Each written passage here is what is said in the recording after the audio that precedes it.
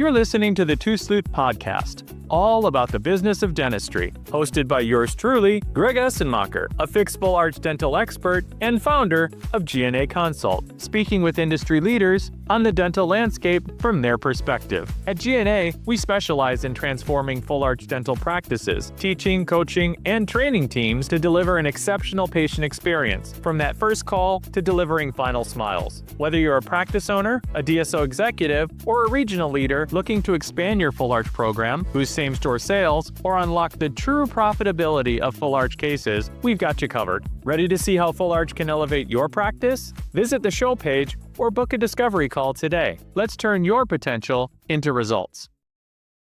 Welcome back to the Tooth Sleuth Podcast, everyone. Greg Essenmacher here, but you know me, and if you don't, it's okay. Click, like, share, subscribe, all the good things. So excited to have you here today with me and a good friend of mine and my business coach. Yes, indeed. He's helped me a tremendous amount in the last 6 months.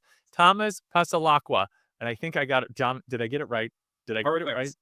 All right, good. And I call you Thomas, but other people know you as Tom. I'm going to call you Thomas because that's how I knew you in way back when. So welcome to the program, Thomas. Thomas is a certified executive coach. He specializes in customized professional leadership development. So that means that I'm a leader. And you customize just for me. I feel special now, Thomas. Thank you so much. I had no idea. It's all about you, of course. A master's in education. You started as a founding teacher in New York City. So what did you teach in New York City and where did you teach? Got to start there. Oh, yeah. So I mean, that's where I started my career. In high school, I wanted to be a teacher because I found myself helping people so much. But I was a health and phys ed teacher for like 8 years. And I taught in the most fun parts of New York City. So, the places where you can get, a teaching role yesterday and you're like, I cannot believe I'm in this amazing but crazy environment. And such an amazing experience to challenge yourself to engage a classroom of middle school kids who have no idea like what you're trying to get them to do. But it was a great foundation for where I'm at today. But yeah, I taught throughout New York City in multiple boroughs. And then after some time, I felt like I needed to expand myself again. And then I kind of made a pivot. But yes, taught for a number of years. And anytime you say the word pivot, myself and my entire team at G&A Consult have the only thing that we can think of is the Friends episode when they're trying to get that couch up the stairs. Pivot. So I'm sorry, you said it, and it took me in a whole nother direction. So an educator at heart, I am as well. So some people know that part of my story that after I got sober 21 years ago, figured probably shouldn't be a bartender the rest of my life, should probably use the degrees on the wall and the formal education that I had. And I had an option, 6 months sober. I could either go the route of Advantage Rent-A-Car, which I started working in the rental car industry. That was the path before I got into dental 18 years ago. But at the same time, I had an offer to become an adjunct professor in the Maricopa County Community Systems. And I chose the rental car, and that's where I ended up becoming a corporate sales trainer. And then when that company sold, I ended up in dental. And so I'm an educator at heart. And that's what we do as coaches and consultants at G&A Consult. Well, now I get to coach my coaches who have actually been in the seats coaching those who are doing full arch and converting full arch. So I love that you're a teacher. And now as an executive coach, you really are a teacher at heart as well. But what I know to be true is that your skill is really to create space and guide. And that's what I really appreciate about what it is that you do. But there's also other work that you've done. So how did you get into the dental space? Because I met you in the dental space, gosh, I don't even know how many years ago it was, but that's how we came across each other and learned about each other. So tell me a little bit about your journey into dental. Did it go right from teaching in the boroughs and teaching health and wellness in the boroughs over to dental? Yeah, it was a pretty abrupt shift. So it was the end of the year, gosh, 10 years ago now. And I wanted to again, to challenge myself because I didn't see myself being a traditional teacher for 30 years. My wife, on the other hand, that's, she's going to retire as a teacher. And we met, at a school early on. But it was before we had a family. And I was like, you know what, I want to at least try something different. So sales opportunity came up, and it was in dental, just completely on the whim, just random, in New York City. And I lived, on Long Island, so it was kind of familiar territory for me. So I'm like, okay, let's just try this. Zero dental experience, zero sales experience. I got hired, and then like a month later, the regional manager left. So I was kind of left to sink or swim on my own in the big city of Manhattan with literally, I had a old school briefcase full of dental products, and I'm like, I don't even know what to do, but I understood the learning process. So I learned fairly well. I applied good communication skills, relationship building skills, like all of those foundational core skills that I refined as a teacher, I kind of transitioned into sales. Did fairly well there, navigated the COVID disaster in the city. And I remember it was like March 15th or something. And I'm hearing all like this buzz about like, hey, people are getting sick. Maybe it's a good idea to stay home. I'm like, I'm going to go out and visit practices. And I literally got yelled at because they were like, get yourself out of my office, put a mask on and go home. And then that's when like the world shut down. But I navigated that, and I was in that role for 5 years. And I started to train and mentor other sales reps, which really was like this starting point for where I am today, because I loved seeing how my help, my advice, my insight could empower somebody else to succeed and to do well. So I started to do training for the company. I presented at sales meetings and kind of created curriculum for them. Um, and I saw myself going that route, but then an opportunity for a group practice opened up.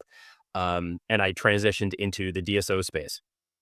So I've been doing business development and helping to grow a healthcare management company, which has been phenomenal to kind of see that end of it. But the one thing that continued to pull at me was like, I want to get back to that, the roots as a teacher. I wanted to help other people.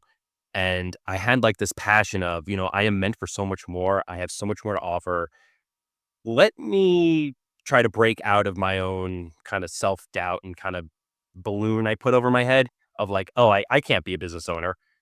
But then I crafted like a system for myself to just break through that. And here I am, a year later, where I'm helping other ambitious professionals do exactly that. So it's been an amazing journey. But yeah, I've had a couple of great experiences that led me to be successful of what I'm doing now. Yeah, what you talked about that experience of walking into the office, the middle of March of 2020, and it flashed back to me. I was on a plane flying back to where I live in Phoenix, about that same date, and I remember the buzz that was going on in the plane at that time, at the front of the plane, and the conversation was because I live in Phoenix, and that's the Cactus League, right, which is spring training, spring ball, for baseball. And so a lot of people come in the month of March to Phoenix, Arizona to watch their teams play, right? It's either Florida, the Grapefruit League, or Arizona, the Cactus League. And the buzz was going around, hey, like I just saw they canceled all of the games. Yeah. And I thought, wait, am I hearing this right? Because I think everybody had like their own experience with the level of shock of what was going on as it rippled through society, if you will, across the United States. And so you just brought me back to that moment. I really hadn't thought of that moment in quite a while, in a number of years. So uh, I, the experience though that you talk about of carrying the bag without having mentorship, without having a leader, without even having a manager, a month into this new venture of carrying the bag and selling. So my listening audience is a big mix, right, of doctors and those that are clinical and those from the manufacturing side and entrepreneurs. And the great thing is there's a lot that can probably identify, a lot of humans, right, listening that can identify with exactly what you talk about. And I'm sure it's influenced how you coach and mentor others now, right? Of being left out there to their own devices, especially the entrepreneurs. For those of us that came through the manufacturing side, I'm sure in the operation side, right, through the clinical side and through the offices, that's one thing. But those of us like myself that came through the manufacturing side that were a part of larger organizations and very successful and then got the courage, like you're talking about, to break off on your own and become an entrepreneur. When you're not reporting to anyone else, right? If you don't take any investment money and you don't have a board or somebody to report to or a manager and you're the owner now, and so there's no feedback loop, it's very challenging, right? So for someone like me that started G&A Consult 4 years ago, so talk to me a little bit about how that experience for you influences now how you're helping and coaching and mentoring those that you are a part of in your executive coaching. Yeah, and I like how we're kind of tying everything together here, but most of the professionals I'm working with are some sense of a business owner, entrepreneur, or a high level, executive or VP, however, who wants to level up, right? And when you do get to a certain level where a lot of that structure or boundaries are not organically in place, or you are venturing on your own and no one is dictating your routines or your schedule or other parameters, there's it, there's no barometer. Like, where's the perspective? How do you gain that feedback?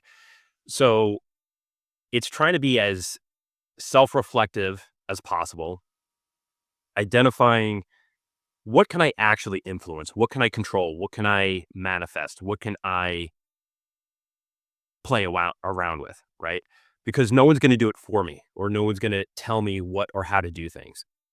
So it's really reflecting on what can I change, what can I influence directly, and paying attention to the results from that influence. If I have X behavior, take X action, what's the result? Was it positive, negative? Did it move the needle in the right direction or not? And how can I amplify it? What do I have to change? So it's this constant feedback loop of checking what you can do, checking the result, and either doing more of it, doing less of it. So that's just part of it, but there's And yeah. yeah, and with those that you work with at Ascend Professional Pathways, you really talked about two different, I'll just say categories, right? Forgive me for being crass and not having like a pretty word for it, but I'm just direct and I am who I am and I show up here. All of my listeners know that. So you really have you talked about, those that are entrepreneurs that you work with, like myself. And then there's also those that, are C-suite or VPs in corporations and groups but anybody that really wants to level up. So share with me a little bit about, in my listening audience, about maybe some of the common traits that you see with the two different groups that you work with, and I'm being like oversimplification. And then also maybe some of the subtle differences that you also notice or challenges in those two groups that you're working with currently, and that you help. Yeah, great question, because the more the more people I work with, the more I see two things. We share a lot of the same experiences and challenges, but we are all very different and we're driven differently.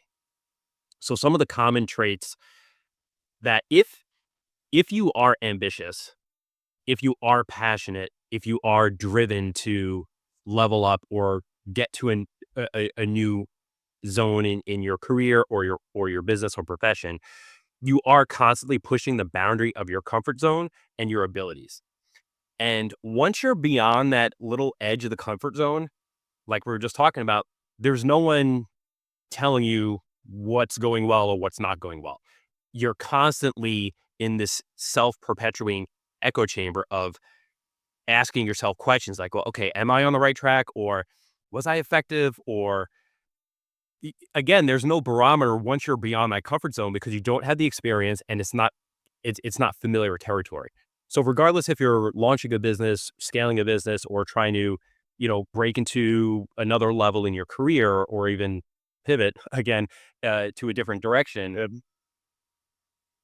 um, it's hard to get that reassurance to either continue or to adjust, right? So some of the common traits within that system: constant doubt, constant getting in your own head, like being your own worst enemy, like standing in your own way. I think that's ubiquitous. I suffered from, doubt forever up until even now. Like, and I crafted my system, my coaching system based on my own experiences and and what allowed me to break through, but also keep myself in check because, again, I'm reflective and focusing on, all right, what worked, what did it. Secondly, trying to separate the emotional component from it all, trying to be as objective as possible, trying to systematize everything, trying to think, what are the actual levers I have to pull? What are the decisions I have to make? What are the actions I take? What are the messaging and words that I use when I speak with others? Like, what is giving me forward momentum? What is not working is feeling scared, doubtful, afraid, angry, um, pitiful, right? Like your emotions can be really the biggest barrier to getting you forward momentum. Some of the differences, like you were asking before, is just like the motivating factors, the whys. Like, why do you want to achieve what you want to achieve? And it's interesting because you could know where you want to go, but you don't even know why you want to get there, or you just have this internal drive, this pull, this calling, and it's like I know I need to be pursuing something, but taking the space to identify why, what, and getting as specific as possible are the subtle differences between everyone I'm working with. Man, there's so much gold in what you've just shared, and it's sparking so many things for me, right? The why behind the what, we talk about that with our full arch clients at G&A Consult, like being able to dig down into that because patients that are coming to our clients constantly, it's not so much the what. You have to deliver a good product, if you will, right? You have to identify that, but the why, the motivation behind it is everything, right? Jenny, you've had a bombed out mouth for 20 years. Why today? Why did you come in and see me today? Why? But you can't ask that directly, right? But you have to uncover and discover that, and creating space for it is what a good executive coach can do. And you talked about a piece that I think is critically important. You talked about identifying and removing the emotion from the decision, right? And being as objective as possible. And I know through your coaching that being able to do that for me personally, for my business, has enabled me to do that with clients. And it's been so effective recently with clients because when you do it, you're able to share it, right? And be able to enact that. And it literally happened just the other day. And it was so beautiful because afterwards I was like, oh, I know exactly where that came from. It literally was a direct impact of the coaching. And so I wanted to lift that up. You used a phrase also earlier in what you were sharing about that, that you're in a silo, you don't get, and you said looking for the reassurance. And I'll be a little vulnerable here, as you were when you shared about your own experience, about the doubt that you had to work through, right, and plow through. For me, I call it validation, right? Seeking the validation, you're making the right move. Was that, did I do enough? How was that conversation? What I'm learning, not have learned, and learning and will continue to learn. It's yes, needing the reassurance, right, for self and who do I go to for that, right? Self-reflection. But also there's something about being open and vulnerable with team members, but also not oversharing and not expecting them to give you what you need completely, right? Pieces, yes, sharing, yes, but not forgetting where is my line and what is my role in this organization because the organization has a heartbeat, it has a culture, it has Mm. it has its own being, if you will, and where do you fit in there?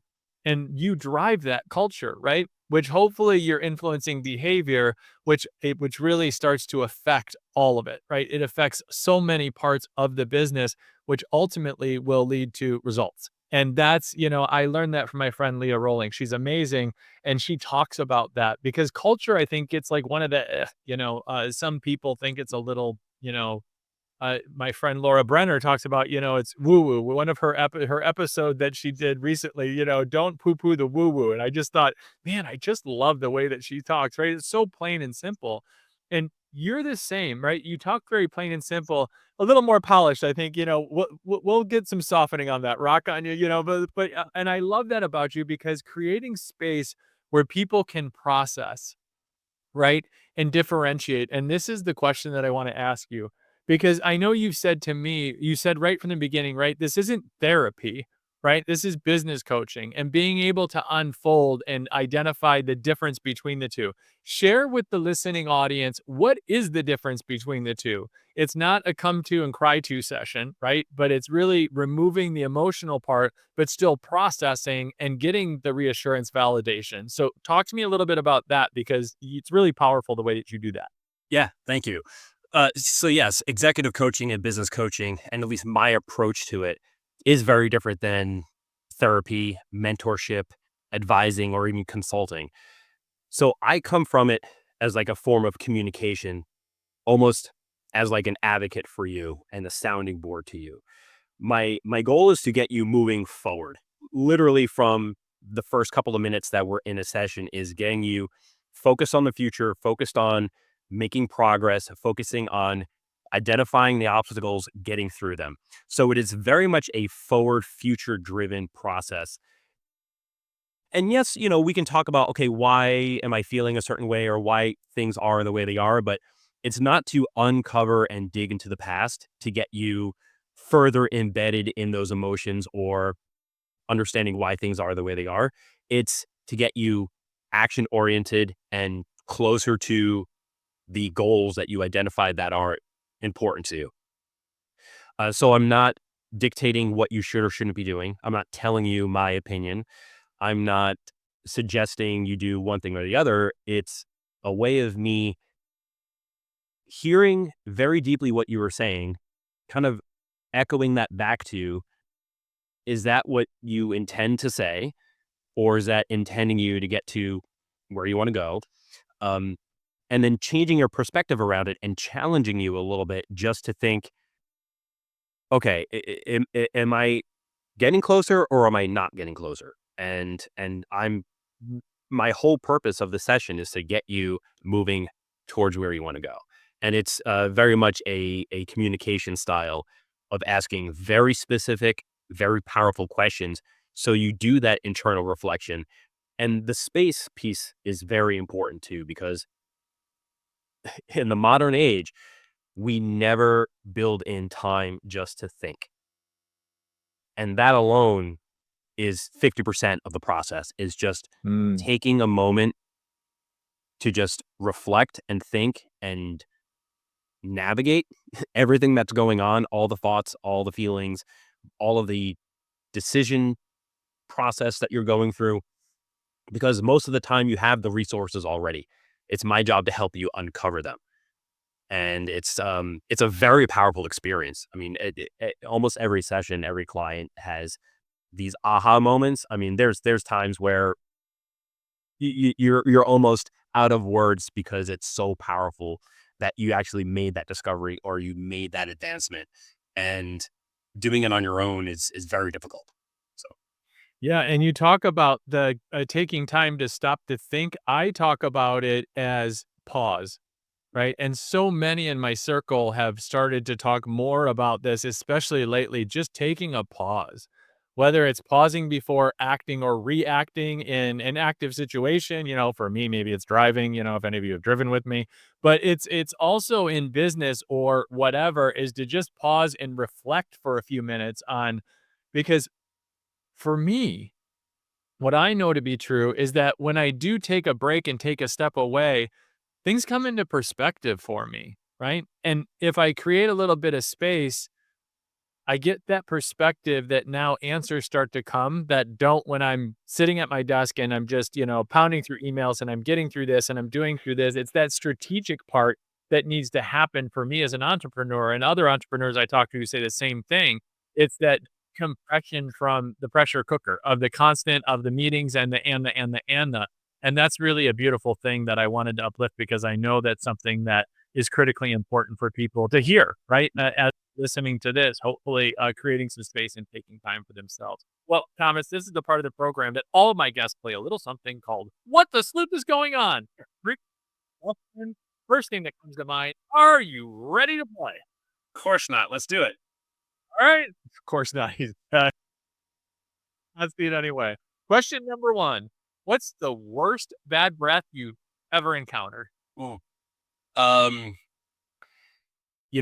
I've read that your smell or olfactory senses is one of the most strongest kind of link to your memory.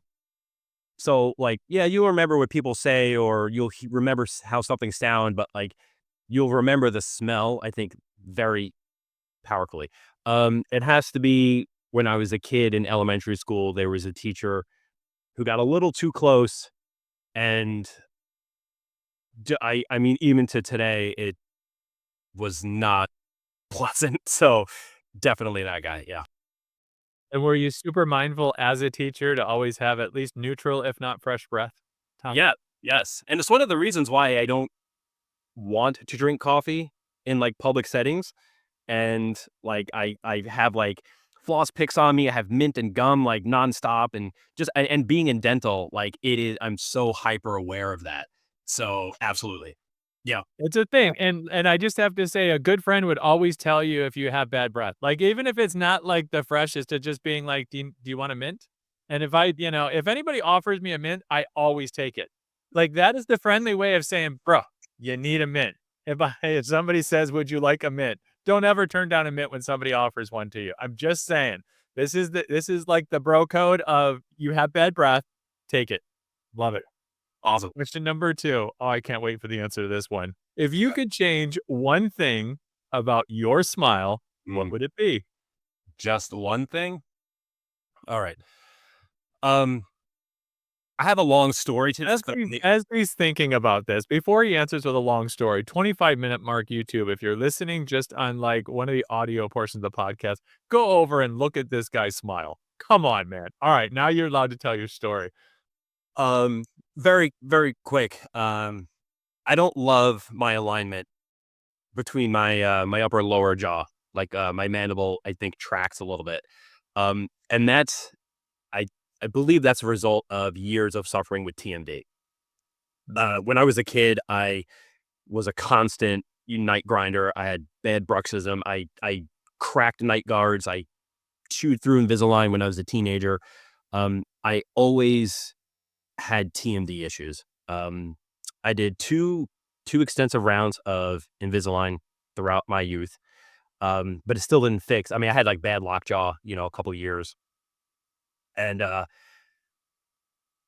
probably like 6 years ago, I did one of those rounds which involved some expansion. Expanded the mandible, the maxilla to help realign, the TMJ. It helped a little bit, but really what helped my symptoms the most was myofunctional therapy and like realigning kind of like the jaw muscles. And I still practice them to this day, but I feel like now I'm going to go back and everyone's going to look at it, or I'm going to look at it. I feel like my lower jaw definitely tracks to one side. And I think I tilt my head a little bit too. And I'm constantly at the chiropractor and everything. Years of beating myself up in the gym, probably. But yeah, I don't love just the weird chin position. So See, I mean, I always had this picture of you of having, like, this amazing smile. Now I'm just gonna judge you harshly every time I see you. No, I won't do that. Because you do. You have an amazing smile. That's why I said I can't wait for this answer, because it's one of those like, "Uh-huh. Yeah, what are you gonna come up with? You're gonna make something up." But that's a real thing that you just shared, right? Struggling with the TMD and, as chewing through clear aligner therapy and all the things. I hear you. I hear you. Alright. Alright, I'll give it to you. Question number 3, all right. last and final. If you could go back and be the inventor of any dental product that's on the market right now, can't choose your own, which one would you choose and why? Can I do two? I mean, All right, I'll start with the main one. I think clear aligners really are effective. I mean that is an amazing innovation from traditional braces, because I understand the physics now and the biomechanics behind aligners, because when you have them on, when remove them, and bone absorption and all of that, I think they're effective. I think they work, both for aesthetics, for function. In my case, TMV. It's a very unique product. I don't know if you can advance them anymore. Maybe on the materials and maybe into printing in the future, but um, definitely a pretty significant invention was the aligners that hug the entire tooth surface. So A believer and a client right here. So I hear you. I love that. So, Thomas, we're come to the end of the show. In the last minute or two, anything I haven't asked you or something you want to share with my listening audience as we close out? be open to pushing your boundaries, but make sure you have resources in place, because when you are constantly dancing on your capability and your edge, what fills the void is that doubt. And I think that's very common with a lot of high functioning, driven, ambitious professionals, right? I work with, a certain selective of professionals because they're trying to level up. They're trying to get to the next level. If you don't have that ambition, you might not be dealing with those concerns.